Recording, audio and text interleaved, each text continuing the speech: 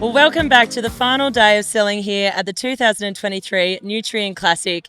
It's been a pretty saucy Sunday, and we are very lucky to be being joined by Laura McNaughton, nee McIntosh. Laura, thanks so much for coming up and having a chat. Thanks, Anne. Thanks for having me. Look, pretty good week in the McNaughton camp. You guys have brought some pretty, you always bring stellar horses, but this year you've been really rewarded for what you've all brought. Bruce and Julie had one, Ben had one, and you had a couple. Some massive prices there. Can you talk us through some of them? Yeah, so they're out of our mares that we have drafted or are drafting at the moment. Ben's mare was out of Conway by Brown Victory, and he bred her from the start, and he really loved Victory, so she was really special to him, and she's a good style of mare.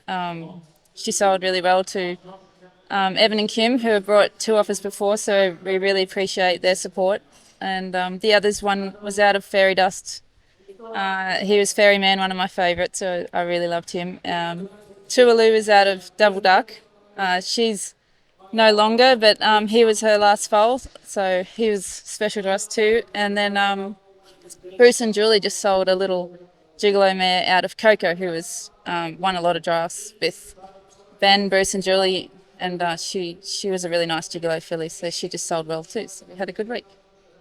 Laura, it's amazing to watch you put your horses through because they're always so beautifully presented and really well set for this. You obviously do you have a structured program of how you like to have them set before you bring them here? And can you talk a bit to us about what that looks like? So we're quite lucky in where we work, so on St Albans at Walker there. Ben obviously has a lot of cattle work on through the week, so when they're broken in, they get quite a lot of mustering. And I teach at school, so after school, I have those few hours to get whatever done I can on whatever hasn't been ridden for the day. To bring them here, I think to have them mentally, prepared as well as physically. I like to have them mentally ready before I start them on a flag or, on a cow. And then I bring the physical attributes of it along after I get them mentally set. And then I think it's a lot easier for me when they're in the right frame of mind, they've had a heap of work, and then I can sort of start, getting them started on the cow and the bison, and I think they come along a lot easier after they've had work. And I think, Ben rides them through the week, mastering the ones that need the work, and then, the leftover ones get me of an afternoon. So we're a good team in the fact that, they get a bit of both, and Best of both worlds. yeah, I think that, sets them up good for this.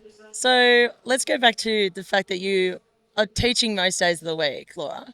You live up at Walker winter. Yeah. How many daylight hours do you get when you get home from school? So in the winter, I've timed it to 2.5 hours. So it's, Ben, if he gets home at lunch, he'll have them tied up ready for me, and I, inside get changed straight out, and he might get some cattle in for me, or yeah, it's a busy winter's really busy. We don't get inside to dark nearly every night, but it's cold and our arena's outside, so I have really good raincoats, and yeah, you've just got to go with it. Otherwise, how many you layers just of thermals? yeah, thermals are great, but the winters are tough. But that's when we get all our 2-year-olds going too. So, it's a huge bit of commitment, and is. a credit to you, obviously, with these horses that are sold this week, Laura, because the results that you're having, it's no mistake. You work really, really hard, probably harder than a lot of people I know,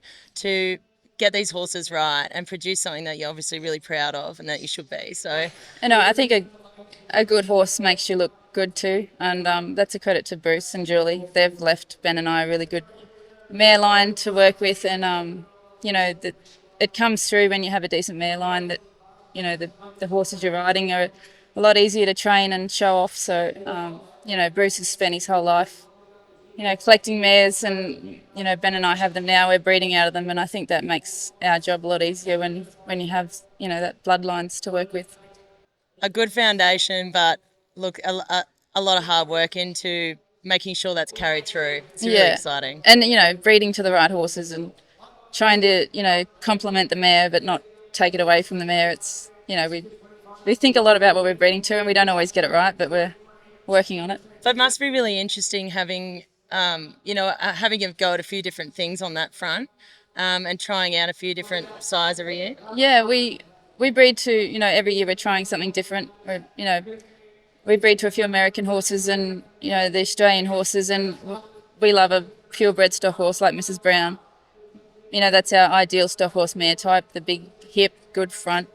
But we'll try the quarter horses as well. We're not stuck to one or the other. We just want a nice, a good horse with a good strong hip, clean front, and a bit of size about it. And I think, if they're a good type, well, then that's half the battle is get them, chase a cow and, work a cow. They've got to be a good type. And to breed from, you want a good type of horse. So just making sure we keep that type in our mare line as well is important to us.